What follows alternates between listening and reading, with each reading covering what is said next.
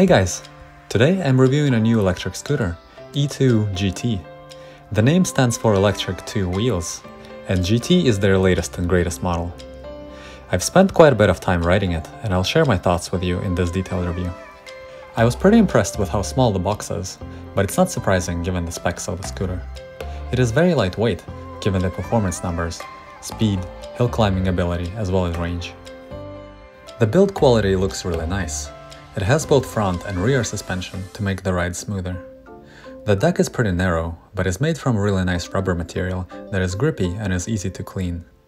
The deck is pretty long, however, which should be no problem even if your shoe size is large. The rear suspension is hidden under the deck. Both tires are made from solid rubber material, which can be both good and bad. The good thing is that you don't have to worry about getting a flat. Not only are they difficult to replace usually and can be time-consuming, you also have to keep an eye on tire pressure frequently with air-filled tires.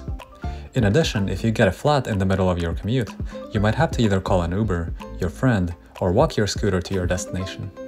However, you're sacrificing some ride comfort with solid tires, as they don't absorb bumps in the road as well. If your road conditions are bad, you might have to go slower.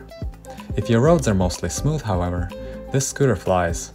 And solid tires are nearly maintenance-free, at least until they wear out, which usually takes quite a while. The best feature of the scooter is the weight. It weighs 26.5 pounds, and that is actually pretty impressive. It is very easy to pick up. You can grab it with one hand, and the balance point is somewhere around the black piece above the wheel. To unfold the scooter, you press on the rear fender to release the lock and lift the stem. Once upright, it clicks into place. The whole process to unfold takes about 7 to 10 seconds until you're ready to ride. Once the stem is unfolded, you can open the latch and lift the handlebars to your desired height. There are 2 height settings, depending on if you're shorter or taller. The higher setting is really good and should be comfortable for even taller people. I'm about 5 feet 9 inches and it's pretty perfect for my liking. Collapsing the handlebars back up involves pressing a button on the front and pulling them to the side. You can either do them one at a time or both at the same time as I'm showing here. GT has a headlight built in and it gets bonus points for mounting it high up on the handlebars. If you watched any of my other videos, I mentioned how important it is to mount it high, pointing down, not to blind oncoming traffic, as opposed to having lights down low next to the ground.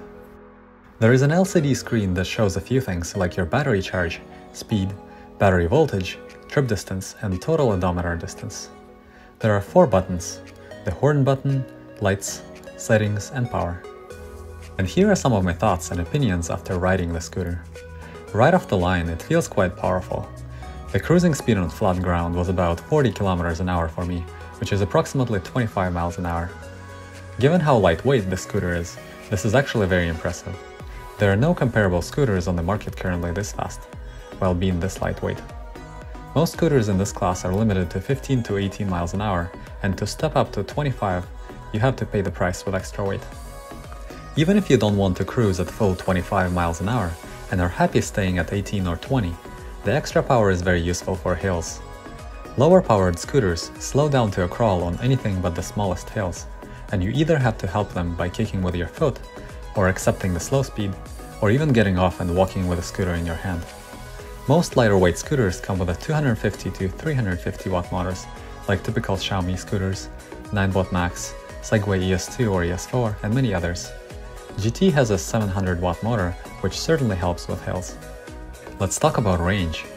I did a full range test, and going full speed, I got 14.5 miles until the scooter refused to go any further, starting with full charge. If you're willing to go slower, somewhere around 15 miles an hour, without too many stops, you should be getting around 20 to 22 miles. The range also depends on how cold it is outside, with colder weather meaning less range your scooter is capable of delivering. It also matters how heavy you are, and if your terrain has a lot of hills. The suspension is working quite well. It feels like it's taking care of most of the bumps on the road, considering the tires are solid. There are some noises, however, as I'm going over bad roads. I have yet to see if those can be fixed. I'm a bit of a perfectionist when it comes to wanting my scooter to be smooth and silent, and it rattles a bit when you're hitting the road imperfections.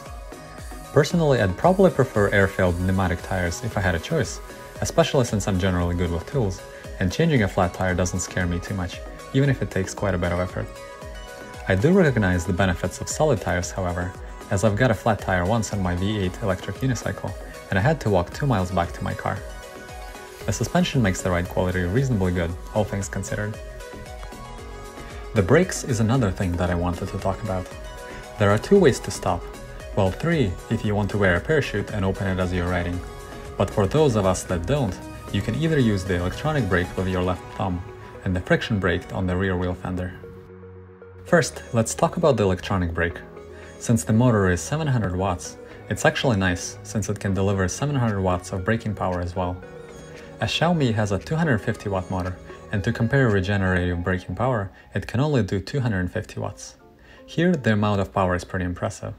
However, it is still not as good as having a dedicated disc or drum brakes for safety. The electronic brake lever is pretty easy to press, and I found I'd prefer if the resistance was a little higher, or ideally progressive, requiring more force as you ask for more braking. As a result, I found it's possible to accidentally brake too much when you're not expecting it, so make sure to have a good stance when riding. In addition to electronic brake, as I mentioned before, there is a second brake as well. It's a friction brake on the rear wheel that you can stomp on with your foot.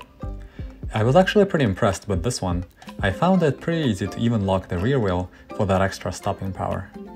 You need to develop muscle memory and a habit, however, to use this brake for emergencies. In my normal day-to-day riding, I'm using the electronic brake only most of the time. Electronic brake is great for improving range, while being pretty maintenance-free. The friction brake on the rear wheel converts energy into heat, like any other disc or drum brake, and if you frequently use it, it'll affect the range. Also, it wears both the friction material as well as the tire. However, it's absolutely essential for that extra stopping power in emergencies, and I'm really glad they included it. And overall, it feels really nice using it. I'll be doing a more detailed brake performance testing soon in a follow-up video, comparing the GT to many other scooters, so stay tuned, and consider subscribing if you're interested in seeing this follow-up video. Also, if you want me to test anything else, please mention it in the comments and I'll do my best to include it in the follow-up review.